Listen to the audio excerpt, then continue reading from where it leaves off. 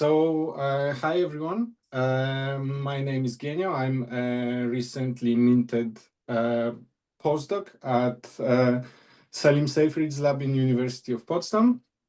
And on behalf of the Young Researchers Committee of the European and the International Zebrafish Societies, I would like to welcome you to today's webinar. Today we wanted to focus on, oops, sorry, my chair did something. Today we wanted to focus on advancing sustainable policies in aquatic research facilities.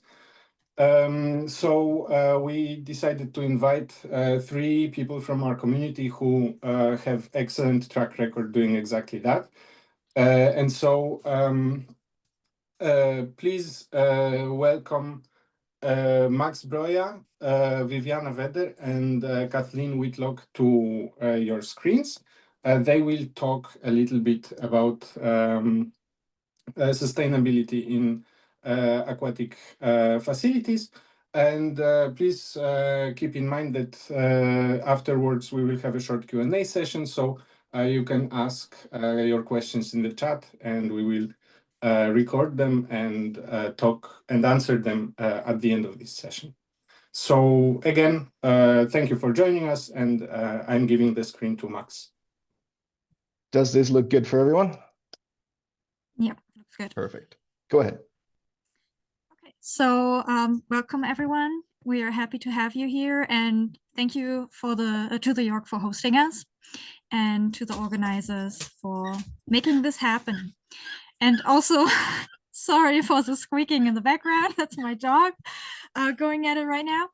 Okay, so first of all, my name is Viviana Vedder, and together with Maximilian Breuer, I'm going to talk about building a sustainable zebrafish community with you today.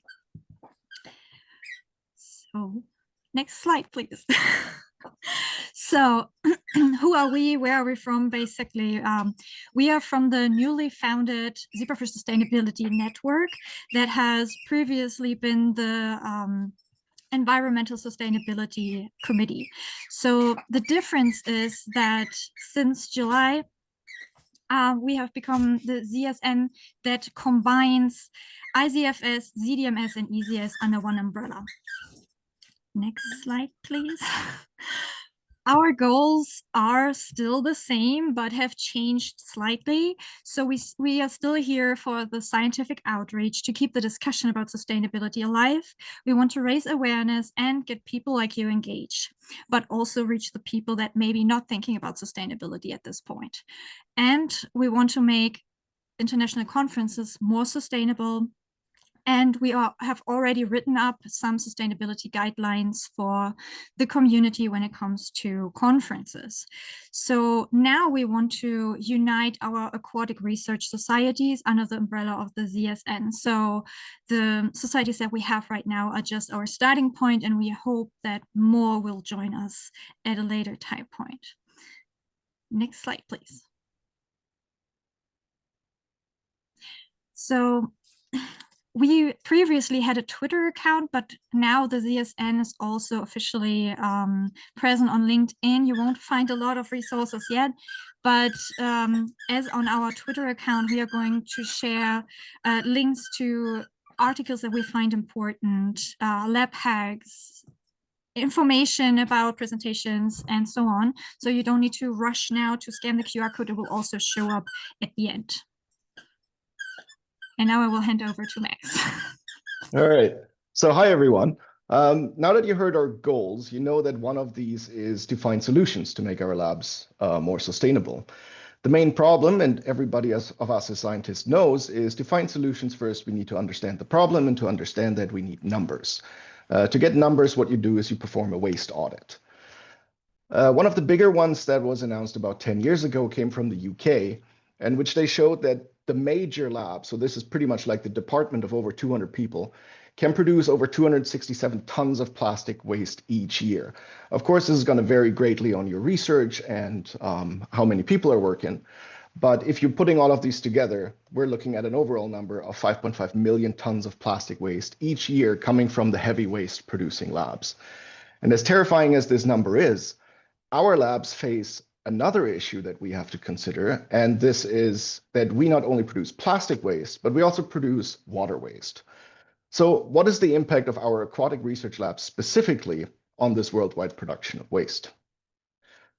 For this, at this time, we were still the Environmental Sustainability Committee, not quite the network yet. We started our waste audit, and these were the questions that were most important or key for us. Of course, the number one thing is water consumption. Most of us have a 10% water exchange in our facility, so we're throwing 10% of water away every day. And this we then also need to replace, and most of this comes from the RO systems. These are usually at a 1 to 2 system, so they throw 2 liters of water away to produce 1 liter of low salted, unsalted water that we then resalt. In line with this, we have to consider the nitrate managements and alternative water usages such as the gray water. And I'm sure Kate is going to tell you all about this in the second presentation. The other considerations, of course, are energy loss. And our survey notably showed that most labs don't know much about their energy loss or energy waste. So there needs to be more awareness in this part. But we'll show you a couple of ways of how you can reuse plastic, such as the Petri dishes, and also considerations for your water, plastic, and energy consumption. When we asked our peers what was the key words that they needed to consider for sustainability, most of them, of course, said recycling or reduce, but many said consideration for the future and education. So most of us, or most of this waste audit is here to raise awareness and find solutions for our labs. While the waste audit was running, we did a thought experiment. And we assumed, okay, let's take an average facility. At this point, we said about 5,000 liters of total volume. And they follow the classical rules. 10% water exchange. That means 3,500 liters of water weekly pouring away. That's good nitrogen-rich gray water. And as we said, it needs to be replaced. So coming from an RO system, it produces 2 liters of waste for every liter that's going to replace. So total, if we add this for a year consumption, we're talking about 546,000 liters of water in our thought facility experiment. If you want to put this in perspective, I have a small garden and I planted a tree this year. So if you want to start doing this yourself, it says that for a newly planted apple tree, you need 20 liters of water per week. If you just take this water coming out of this facility, you could start your own orchard and water 525 trees for an entire year. Of course, this was just a thought experiment. We wanted the real results. So when we did our waste audit, we got the majority of information from Europe, a good part from North America, and then only 6 responses from Asia and 1 from South America. They filled out an online questionnaire, a survey, and we could deduce from there what their water consumption and usage overall was. We identified at least 52 individual labs that we took our data from, and not surprisingly, the facility managers are the ones that know the super detailed information. So this is our actual result. So gladly, our average facility isn't 5,000, but it's actually a little smaller when we go through our data, and our average yearly water usage, so that is the waste from either the RO or the daily water exchange, is roughly 337,000 liters. If you want to consider this in larger numbers, that means for our 52 labs, we use over 66 million liters of water, which equals roughly the water consumption of Malta. If you then go further in data and see that there's estimated to be 3,250 labs worldwide, we're talking now about 1 billion liters of water simply coming out of our fish facilities and not, or mostly not being reused. The number one target we identified to reduce and save water is your daily exchange rate. It averages at about 13% in our survey. So if you would just go to recommendations, so drop it 3% back to the 10% rate, our 52 facilities could save 2 million liters a year.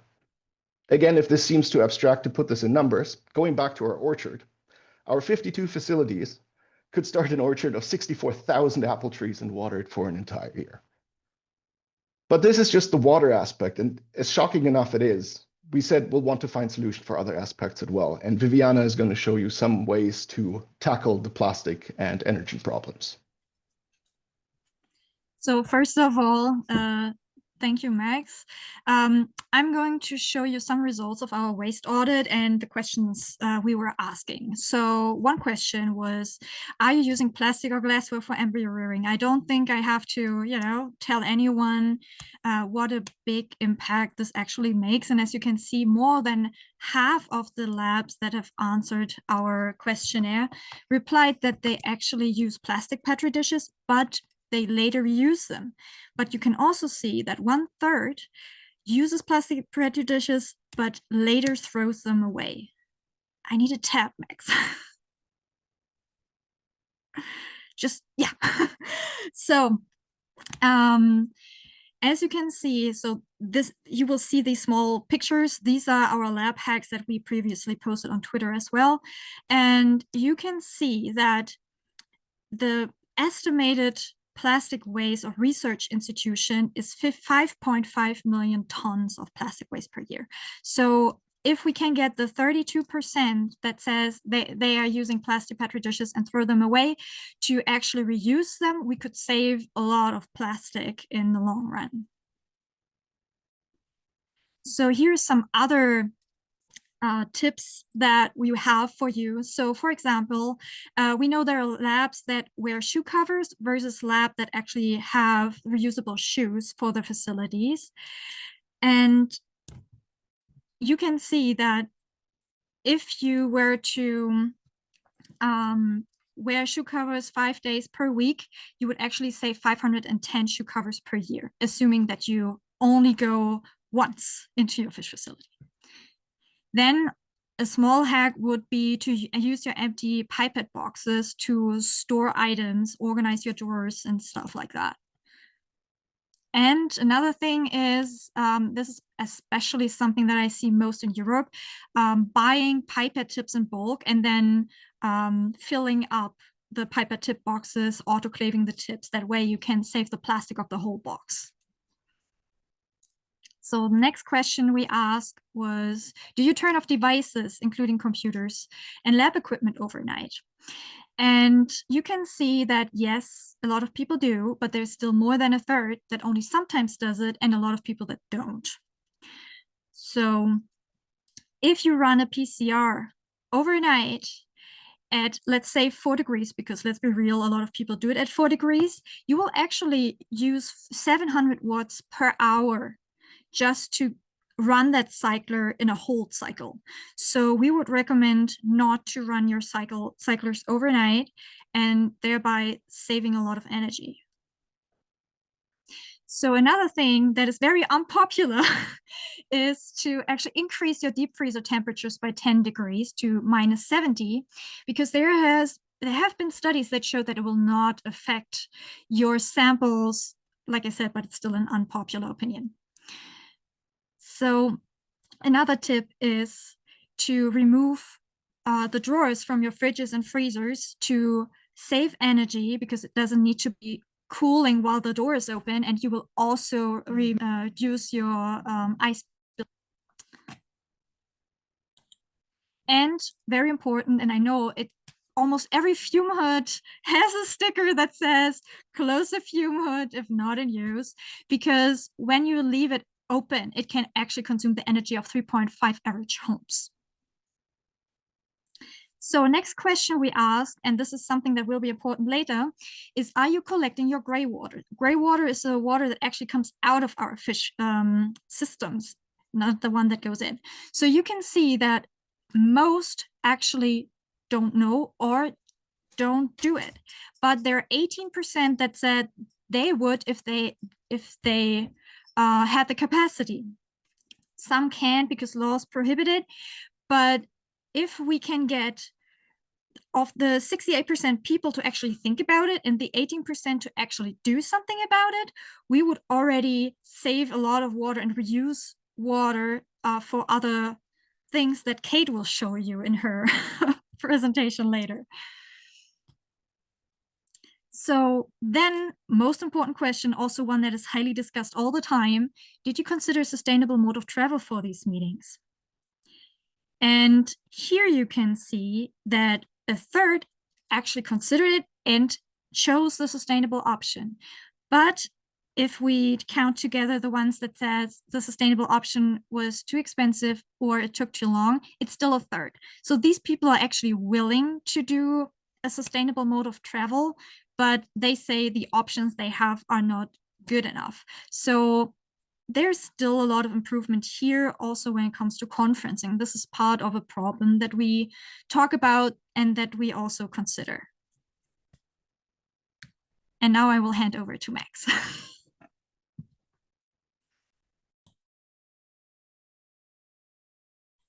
There we go. Thanks, Viviana. So I hope there was some small inputs we could give you on what you can do in your lab. It seems like a lot of little things, but as we said, if all the labs do it, then we can have a major impact on it. And I'm sure maybe there are solutions we haven't seen yet that you can figure out. So the key is that we need to discuss about this and keep this discussion going. But if you decided that you want to be sustainable, we believe the very first thing you need to do, and that's the classical science approach, get numbers. So perform your own individual waste audit. Find out what your facility requires in water, how much it loses based on your RO and water exchanges, and also check how much plastic you're using, how much you're throwing away, and how much you can recycle. We have made Excel templates. You can download them on the IZFS website. You just need to put in the numbers, does all the calculations for you. In addition to this, you don't need to reinvent the wheel. There are so many online resources, many coming from university websites, but also sustainable lab programs that can give you options of how you can save water, recycle plastic, save energy. May it as simple as moving your -80 to a -70, because that's just as stable for everything else and saves a lot of energy. I'm not going to name specific ones, but literally put it into Google. You'll find uncountable ones that can help you out. Another thing is probably one of my favorite quotes that comes from Zoltan Varga from ZERC. And he said in one of our discussions, if you need less fish, you need less water. And it really is as simple as that. So don't keep lines you're not using. Don't keep them around forever. Don't use too many fish that you're not going to need. Sperm freeze from the lines you might need in the future, and you can revitalize whenever you need it. But if you have less fish in your system, you're going to need less water coming to water exchanges and so forth.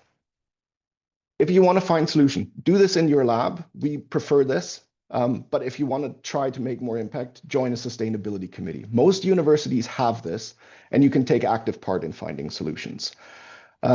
If you don't have one, start a sustainability committee, because the best way to get things started and discussed about it is if people are aware of the topic.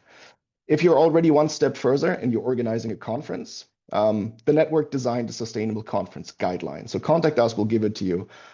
Soon enough, it'll be on the website and probably on LinkedIn, so freely available. It's essentially a checklist you can go down to have your conference to be as sustainable as possible. And if you're already there are companies that promote sustainable conferences. So go to the Company of Biologists. They have a sustainable conferencing grant that you can apply for and get funded for your conference. So I hope that we were able to give you a few insights on how you can make your lab more sustainable, give you a first couple numbers to see how it really looks worldwide and local for our fish facilities, by having the waste audit, which we'll put online and freely available, of course, to everyone in the community. We can definitely save water, not starting only at our ROs, but also at our water exchange rate. We need to raise the awareness on how to save electricity. And many labs can implement better ways to save plastics by simply recycling them. What is good for us is based on the survey. Almost everyone's interested in sustainable solutions. May that be slightly biased in the survey because they filled it out. But at least that gives us the hope that the interest is there. And if you want to build your lab, use all the available resources, contact us, check online, and make sure that you, for your individual lab, can fix it however it is best. And in the end of it all, raising awareness finds solutions. So discuss sustainability with everyone like we're doing here today. Do it in your labs, and I'm sure that way you can find the best solutions.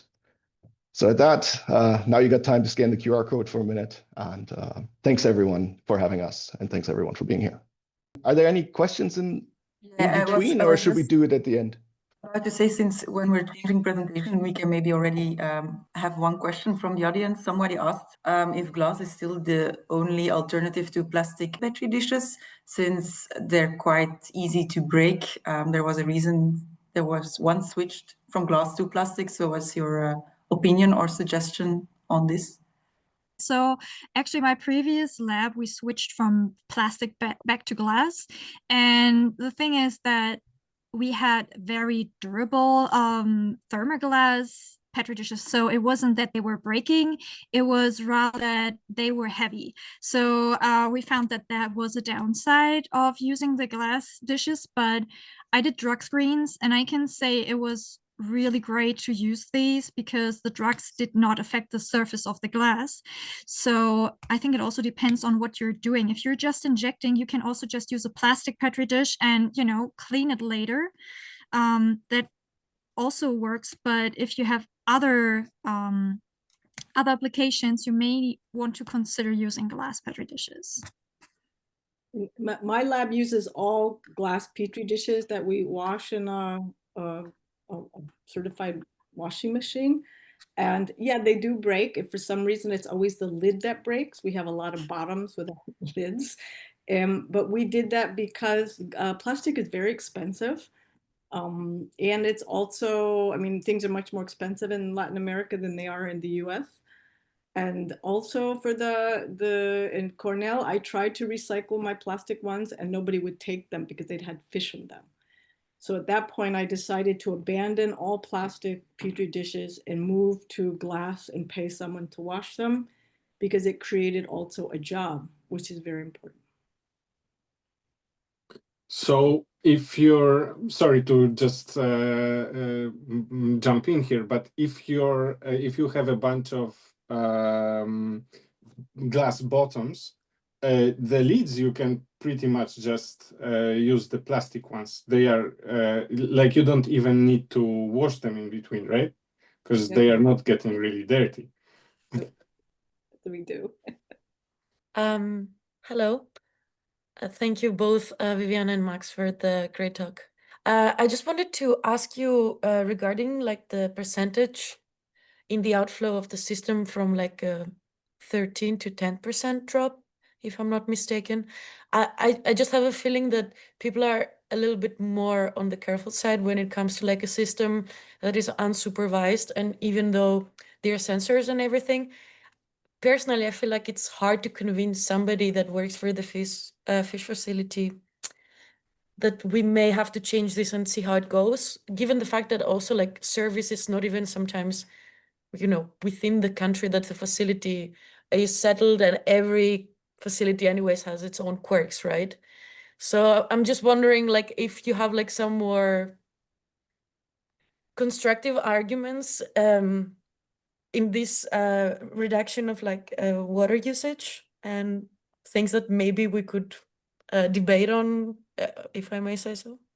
I think the main point why we do this water exchange, 10%, is not only because that's been the number for X years and never change a running system kind of thing, is because we're trying to get rid of nitrates, right? So it's just flushing out the system to make sure that our toxic components are as low as possible. However, if we just keep an accurate, if we did say we measure daily for our nitrates and our ammonia, you can see that these are always at the lowest levels that we want them to be. So likely you can drop this exchange rate and the levels are not going to change, or they're not going to be of any concern. But I am 100% certain, just the way Kate is already looking, she's going to present about this, and she has the really good answers to this. But if you keep an eye on your nitrates and your ammonia, you can probably see that you can reduce your water exchange. Also, if you don't have a full facility with less fish, you likely can reduce the water exchanges as well.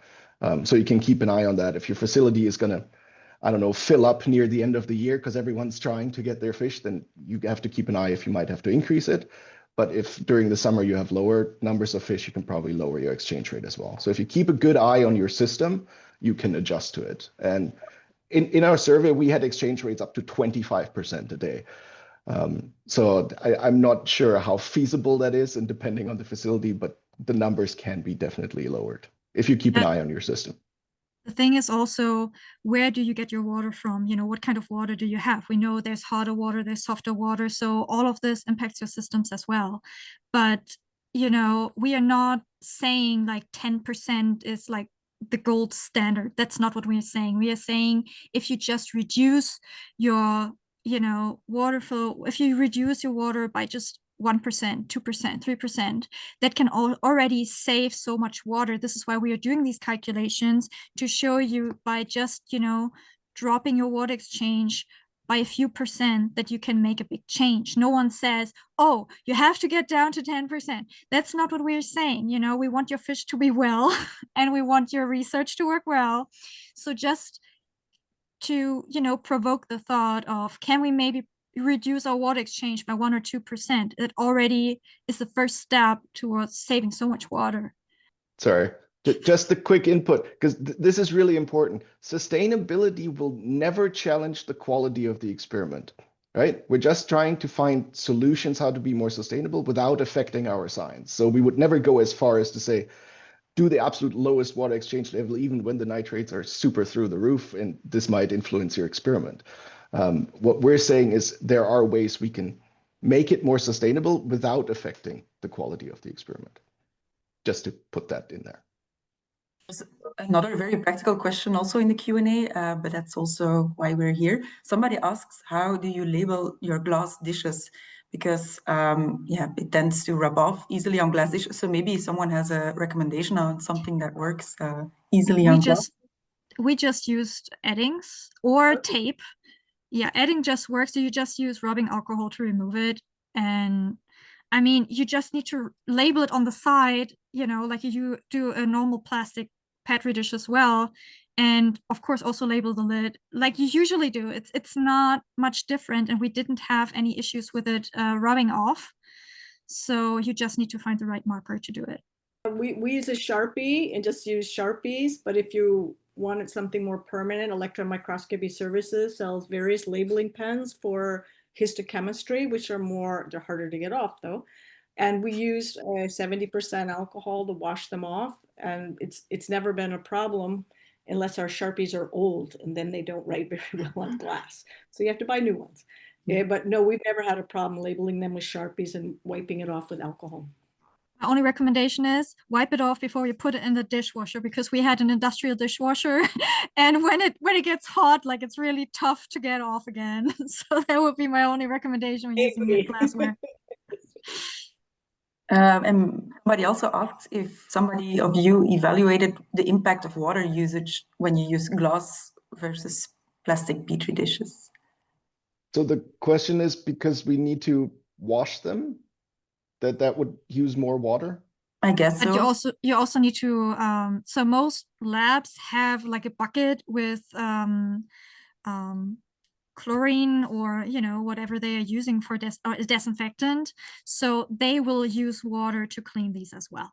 So I don't think there's a huge difference between glass and plastic, depending on the dishwasher you're using. Yeah, and I mean, the difference is the plastics ones you can reuse several times. The glass ones you can reuse several times and for however long you want. And the plastic ones eventually you still throw away. Yeah, because at some point the surface will get really rough from the disinfectant, and then you have to throw them away because otherwise your embryos will die. And maybe another question, because you just said that you for sure don't want to compromise research in any case.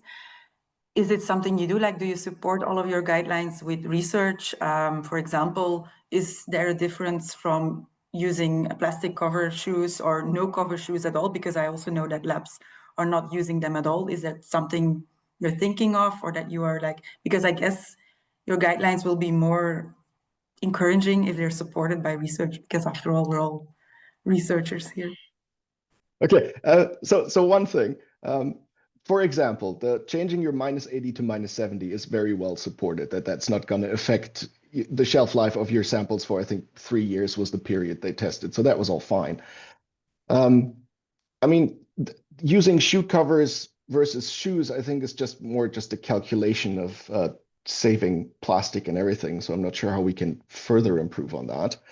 Yeah, it's just the carbon footprint that we could calculate. So it's a very simple calculation you would do, like what is the carbon footprint of a shoe. So in my previous facility, we actually didn't throw out the shoes when people left, but we actually disinfected them. And then the next person that had the right shoe size would get these shoes. So yeah, and for example, the cleaning your plastic Petri dishes and reusing them, there are now published protocols online. I think one of them is a UCL-based group that did this. So they published this. This is already essentially online available. There's so many labs that have the experience of doing it. We can probably supply the link if you guys want. So yeah, this is available. Okay, so I don't think for now there's any more questions. But of course, if anything comes to mind, please ask this in the chat. We will talk about your questions again at the end of this session. And now let's welcome again Kathleen Whitlock from University of Valparaiso in Chile, who has been introducing some excellent environmentally friendly solutions because of the unique challenges she's facing there. So yeah, Kathleen, thank you for joining us, and the screen is yours. Okay. First off, I want to say thank you to the young research community of the European and the International Zebrafish Societies. It's a wonderful initiative, and it's increasing in visibility, and I think that's excellent. And also thank you very much for the opportunity to participate in this event. My name is Kathleen Whitlock. I'm at the Institute of Neuroscience and Universidad de Valparaiso in Chile. I'm also the director of a science outreach program that's called Ciencia al Tiro, which means science immediately. So a lot of what I'm talking about today, we did partly in my lab, my research lab, and partly in our science outreach program. And one of the general question is, how can we as scientists working with fish incorporate the ethics of climate action or education and research programs? And for me, this has been really difficult. I try not to fly as often. I recently canceled. I am the treasurer of the International Differentiation Society, and they wanted me to go to India to participate in their meeting there just because I'm a board member. I'm the executive board, and I wanted to go. I like, cool, India. But then I'm like, hold on, I'm going to fly all the way over there just to like, no. So I canceled that trip. And they were a little bit aghast when I said that online, that I'm not going to go because I have a commitment to climate change and the environment, and I just can't accept this. Yeah? So I try to accept invitations where I'm going to do multiple things at the site. I fly to Argentina next month, and I'll do two talks and an outreach thing. So I think it's super important. And we as people think that, you know, the world revolves around us, which is a point of view of ego. And many scientists are like this, that this pinnacle of life, we are at the point. And the reality is we are part of a web of life. Yeah? And none of the living beings in that web has priority over other, in my opinion. And so if you look at life in that way, that's more balanced, what right have we got to overuse resources beyond the means that we need? And definitely as a research scientist, we do overuse resources because we don't think about it. Yeah? And so I'm going to talk about how I try to incorporate this into my laboratory. Yeah, so as you all know, as Max and Viviana mentioned, zebrafish facilities use a lot of water. This is my zebrafish facility in Valparaiso, and we are in an incredibly water-stressed area. Our rivers are running dry. The alkalinity of the water is increasing. The pH in summertime runs in tap water from 7.8 to 8. If you don't know these things, you should learn that water speaks to you. Water tells you. I do workshops on this with the public called the Water Talks. And if you understand that water has characteristics, you can learn a lot of things from water. And as persons like us who depend on fish, it's really important to know what the water is telling us. So why do we waste water? As Max and Viviana have talked about, is many of us use reverse osmosis water to run our systems. The last person I knew who used tap water was Marnie Halpern when she was at the Carnegie. I don't know if the Carnegie still uses tap water. We cannot use our tap water. I tried. It's too alkaline and it has contaminants in it. So we do use osmosis, reverse osmosis, and our ratio is almost 1:4. So we've measured this. It's horrible. So it depends on what type of osmosis system you're using. Ours is like really, it was shocking. Like, go measure it sometime and you'll feel really awful if you live in a water-stressed country. So we pretty much throw out 1,600 gallons per month. And what we were shocked with this. So we started to recover our RO discharge. So that's the water that doesn't go into your system. And we tried to reincorporate it back into the system, but it did not work. Because a properly running biological filter system goes acid. Yeah. And because I work in aquaponics also, I deal with this all the time. A good running system goes acid 6.8, 6.6. So you're always trying to bring up the conductivity in an aquaponics system to 7. So what we tried to do is our zebrafish system runs acid because it's well balanced. And so we tried to use our RO wastewater, filter it, and bring it up. And it was too salty. Like, it just had too many salts in it. So that did not work for us. As Max mentioned, so that's the osmosis problem. We haven't figured out what we can do with that water. So what we're trying to do, well, how can we reduce that water? So instead of, using so much water, and part of the water use is to balance the nitrates. So in any biological system, if you guys have a fish tank at home, I have pet fish also. I breed guppies. I love guppies. And so what you do is when you set up a fish tank, you have a pulse of ammonia, which is the waste of the fish and the food. And then the bacteria start to break it down into nitrite, then nitrate. And so in an aquarium and in a zebrafish facility, you just start accumulating nitrates. And that's why we throw water out. So we started playing around with the nitrate levels.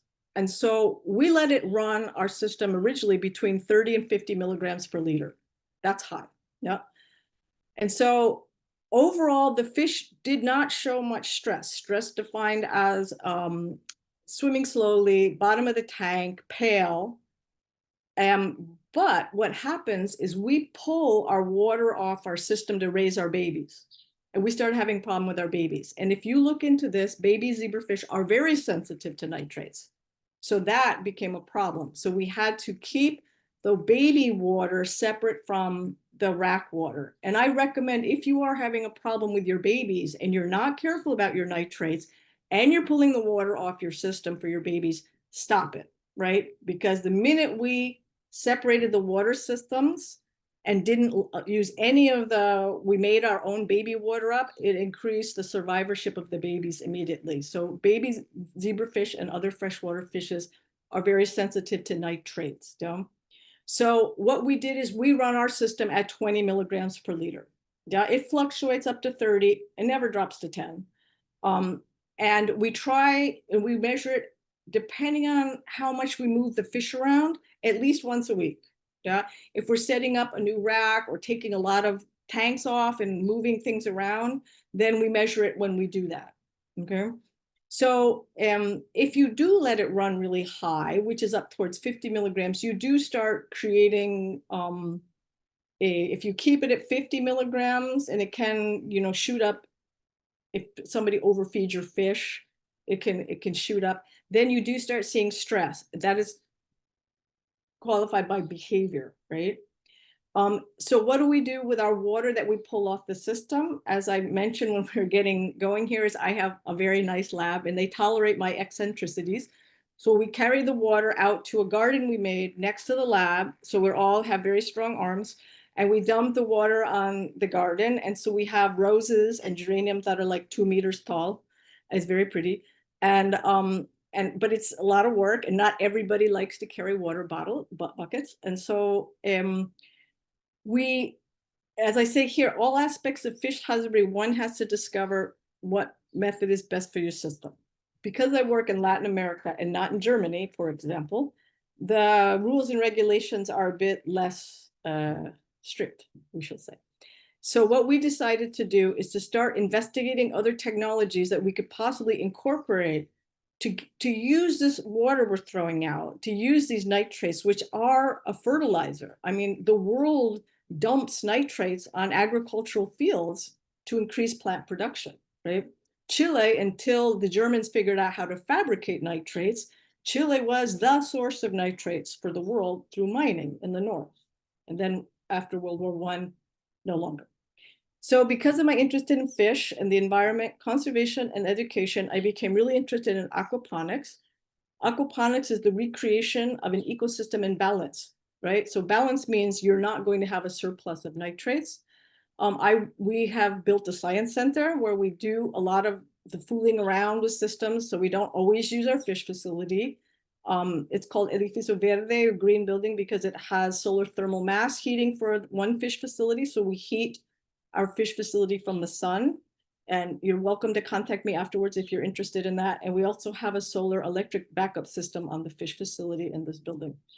So I love this photo. This is me, a woman, explaining the technology to the rector, the ministers of the government, how aquaponics works, you know, and there's just not a lot of us XXs in this field. So it's always good to have some women explaining technology. We've been running aquaponics systems for over a decade. The fish are here in these tanks. And then there is a source of biological filter, something with high surface volume. And that's where we have the bacteria live, the water goes over here, and the plants are on floating pieces of styrofoam. And they absorb the nitrates, and then you return the water back to the fish. So you do not throw the water out. Yep. And these plants, these are basil, and they grow like 30% faster. It's wonderful basil. We make pesto out of it, etc. And so it's like, well, how can I take this technology and incorporate it into the zebrafish facility? And this is just, it uses up to 80% less water in agriculture. So I'm like, wow, if I could just take this nitrates, clean them somehow, and then bring the water back to my facility, maybe we could do that. And this is the idea, that we would send the water out. This is a picture of my friend's aquaponics system in the US, and then bring it back in. And to bring it back into the facility, you would have to UV purify it, right? So you couldn't technically, for health reasons of your fish, do that. So this requires a large investment, you know, but given the gravity of the water situation where I live, we think in the coming years, we'll be able to get financing for something big like this. So what we are doing in the meantime is we're playing with other residents. This is one of our experiments. We grew plants so we sacrificed the top rack of our fish rack system, and we grew different kinds of plants. Right. And so you had to balance it. The problem we had is that the amount of light you need for plants also contributes to algal growth in all your tanks. So we're having a very hard time balancing plant happiness, which would include happy algae, with our system. So we're still playing around with this to look for more lower light plants, like some of the indoor house plants might work. So this is a work in progress. These are just plastic plant pots, and you can go out and buy these really fancy expanded beads. It's like a ceramic, and then that will hold the roots in place. We just break up old palmyras, this kind of ceramic pots they have. We break that up and make our own structure. So there's no soil in this. The roots are held in by, I'm sure in other northern countries you can find this kind of substrate. I can give you the name if you're interested. So that's something, and our bioethics people, given the gravity of the situation with water, have given us permission to do this, right? The fish also, if there's any bugs, they like to eat the bugs. But at the same time, I've incorporated our undergraduate students. So these are students in the field of the undergraduate ecology. I teach in animals, classification of animals and ecosystems. And so I told these students about the problem, and they got all enthusiastic. One of them, Milena, is an architect, and she helped. And so we came up with a design where we have, this would be our fish facility. We pump the water out. This is the nitrate, right? We have a receptacle and pump it up the holding tanks. And this will all be run on solar energy. So we won't be in the system. This will be gravity fed, because we're higher than the gardens of the unit of the Faculty of Science. And this will be gravity fed out to the gardens.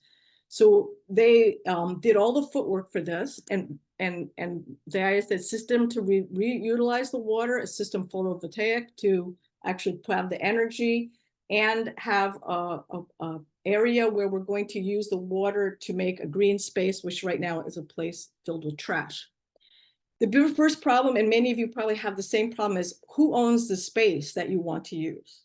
So behind our fish facility, there's this abandoned site, and one person told me the faculty of pharmacy, other person told me the faculty of science, and so we got in a huge confusion over who owns the space. So Milena went down and did all the footwork to investigate the zoning of the city, which is very important, and who owns the space and what can you put on that space.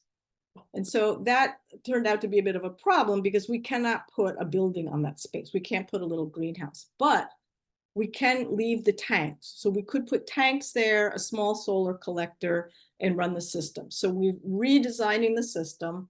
And we had applied to a project with funded by a COPEC, the irony of life, which is, oil. And we didn't get funded. And now we're going through, the university has a unit on the environment and sustainability. So we're now redesigning the project without the building and sending it to the university to see if they'll fund it.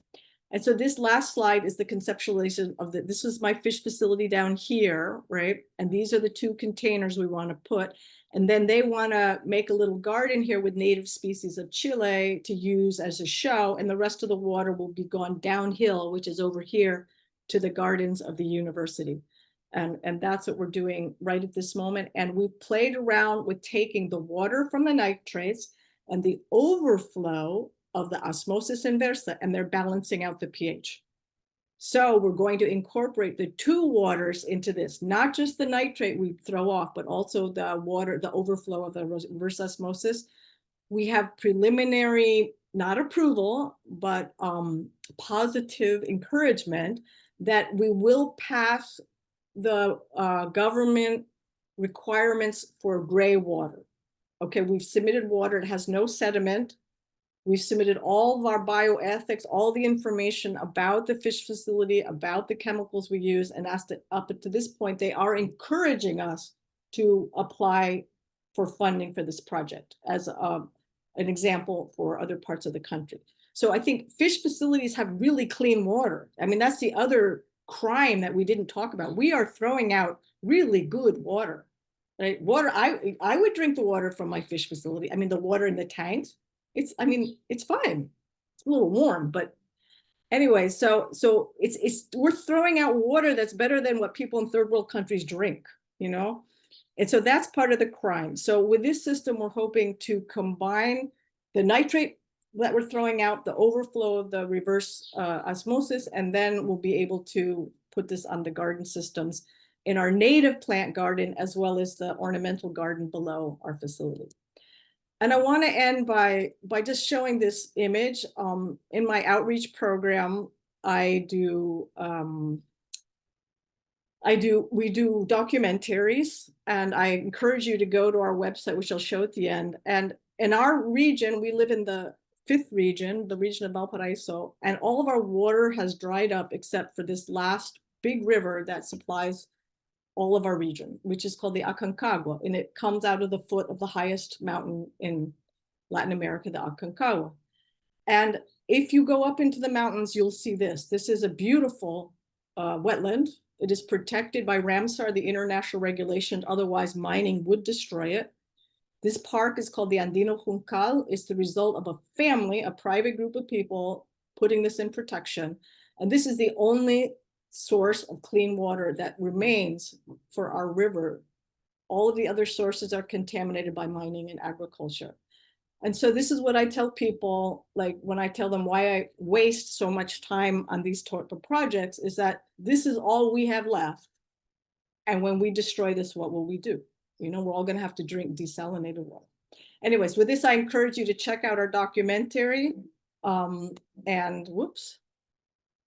I just want to say that the challenges are getting scientists on board, budgets, getting money to do these projects, but it's like science. We all do this. We have to keep asking for money. Location, the legalities of where you're going to do stuff, got to do your homework. water quality, you know, we have really good water. We should not be throwing this down the drain. And something I say in Chile, when you put an idea forward to somebody, they go, pero, which means but. And I'm like, no perros, which is but perros, which are doggies. And so when people start going, but, you're like, no, no buts. You either can do it or you can't do it. You know, this but is just not very useful. And finally, I want to say that don't give up. I've been sued by the water company. I spent 3 years in legal situation for saying our water is contaminated with atrazine. In the end, I won 3 months ago. And for academic freedom, I have the right with my group to say that. The university also threatened me because they were afraid of a lawsuit. It is very complicated, but people will listen to you. So keep doing this, keep fighting. And I love it that you guys are like younger.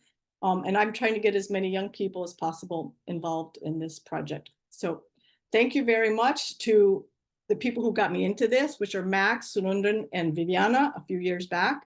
I thank all of my lab for their patience and all of this, and all of my pets who also depend on water.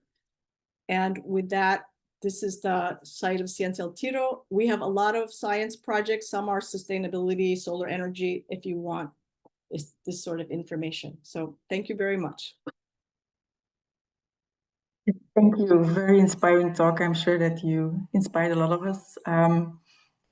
Maybe aside from like being inspired and taking action, what is the first practical step that younger researchers could take, in your opinion? Because of course you've built this very beautiful example, but I can imagine that people are like, yes, but this is something I cannot do. Do you have like a small first step for them to take? I think the first thing is to learn about water.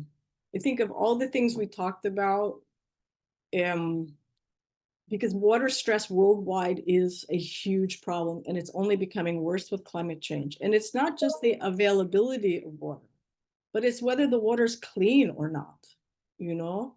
And so that's why we do outreach workshops on water, like know your water, like what does your water tell you? And they do colorimetric reactions and such. So I think the first thing to do is educate yourself and then try and educate another person, right? The fish facility, I have the advantage that I'm the Jefa, right? And so I let people do stuff with my fish facility. I know some of my colleagues are not exactly in agreement with what I do, right? Everybody is terrorized about changing things in their fish facility.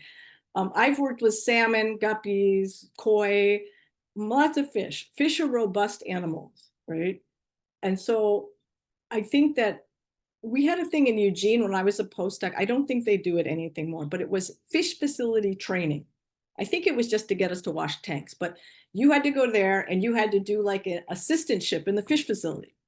And as a result, you learned all about the water systems, when you flush filters, all this kind of stuff, that just the nitty gritty of keeping fish.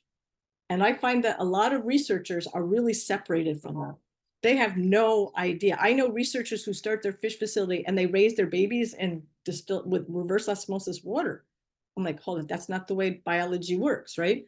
So my first recommendation, if you're a zebrafish person, is to understand your zebrafish system and start talking to the people in your zebra who if you don't actually, like, we take turns, we all take part in my fish facility. But if you're in a big facility where you don't, and you're not the PI, go to the PI and say, I want to learn about the zebrafish system. I want to learn about our water. And you can't make things better if you don't understand the process yourself. Already need a very good motivation for everyone, and a step that we could all take, not just the ones working with the zebrafish after all. There are a few other questions in the Q&A. Can I throw in one thing? Yeah. Of course. First of all, thanks for the presentation. I always enjoy your presentation. It's very eye-opening, and definitely agree, go watch the documentary, because that one is just as eye-opening as hearing about everything. The RO system really is a major issue in all of the fish rooms. And I just wanted to add, in our survey, we found about 10 or 11 people, I don't know the exact number, it said we don't use an RO system. And I think you can, especially if you, for example, in Germany, where tap water is super highly regulated. I think you can use it, you can be very much aware that it's very consistent. And if you like, many say, yeah, but what if they use chlorine on it? Well, let the tank stand for 24 hours and just let it sit, and then it's gone. So it feels absurd that, especially where it's so highly regulated, that we take a system to remove all the salts just to then after re-add all the salts. So I think many more people need to check how good maybe their tap water is, and maybe they can fix something on their RO system or even replace it entirely. But yeah, I think the RO system is a good point. And if you do find the ultimate solution for the RO water, let us know. I actually did try to run, not my whole system, but I did do an experiment with the tap water, and it couldn't make it work. So so someone else asked another question about the use of plants and the growing substrates. She really liked the idea, but she wonders, how do you ensure that it's proper hygiene measures, and especially when using plants with growing substrates, in terms of preventing possible bacterial growth or something like that? Do you replace it regularly, or how do you handle this? right, so there's I'll refer specifically to growing them in my fish facility on the rock, right? So those, I don't really know how to call it in English, but we have a type of ceramic that people use called palmyra. It's like a low fire ceramic, so it's porous, which is very important. It will absorb water. And so I actually autoclave it. I break it into pieces and I autoclave it. If you're in the north, you can probably buy, I think it's called expanded clay beads, I think is what it's called. I can't quite remember. And then, so what we do is yeah, that's it. So that's what they have in the north that we don't have down here. So I try to make my own, which is smashing up these pots and then washing them really well, autoclaving them. And that's what I use to put the plants in. The actual pots that are in the system, those aren't autoclavable, but they're washed at high temperature. And so everything's clean. The plants that we actually put in there, we first put them in another place to make sure they're insect free, and we bare root them. This is super important. So you don't want to bring any soil in there. So we bare root the plants and we keep them in water for, I think, 48 hours. And then we put them in all of this sterile stuff into the system. The plants will grow a lot. And so what we do is sometimes you can, depending on the type of plant, you can prune it, or you can just switch it out to another plant. And so I just give it away. So everybody has plants from our experiments. And they're generally the thing called water stick, and then these big things that I can't remember the name of it. They're an indoor house plant. So those go pretty quickly in our system, and those we give away and just replace them. So actually, if I may just quickly jump in here. So yeah, essentially you have like a hydroponic plants growing system. And another idea to kind of close the loop even further is I used to work at a zoo at some point. And basically, all of the facilities were constantly at a shortage of plants that we could put in aquariums or reptile facilities or anywhere. And so the greenhouse facility was extremely overworked. So if you have like a surplus of plants coming from your facility, this could be like a way to deal with it. We could earn money. That's a great point, because I forgot to mention that we tried aquatic plants, but aquatic plants have a huge problem in that they come from fish stores. And the last thing you're going to do is bring a plant from a fish store and put it in your zebrafish system. So we do not do any kind of aquatic plants. There is no way to clean them, and they will transmit disease. So we don't do that at all. We only use terrestrial plants. So it is aquaponics. Hydroponics, and I'll just correct so people know, hydroponics is not natural. Hydroponics, you add fertilizers, you put pesticides on it. Aquaponics, you are not allowed to do that, because you'll either kill the plants or the fish, right? So, yeah, but no, don't have the idea of going to the fish store and getting some aquatic plants, which will use the nitrates, but they can also make your fish sick. So we don't do that. Thank you for saying that. I forgot about that. And then maybe a last question in the Q&A. Somebody has a elaborate explanation and that it's a fantastic idea and initiative, but he wonders about microplastics or maybe plastics in the water when using plastic potted plants. Is that something you thought of, you're aware of? He also wants to stress that he's not like questioning the initiatives, but maybe something just to worry You about. know, I never thought of microplastics. After reading the most recent reports on microplastics, I think that there's microplastics everywhere, right? They're now in mother's breast milk. I mean, so no, I haven't thought about that. I would assume they would flush out of the system when we do water changes, but no, I haven't thought about that. That's, but I think that I don't know if those, you know, because if you want to get worried about plastic, there's also bisphenol A, all the, you know, why we don't use plastic water bottles anymore. And we actually know people who have started their own fish facilities and built their own system, and they have had plastic leaching problems.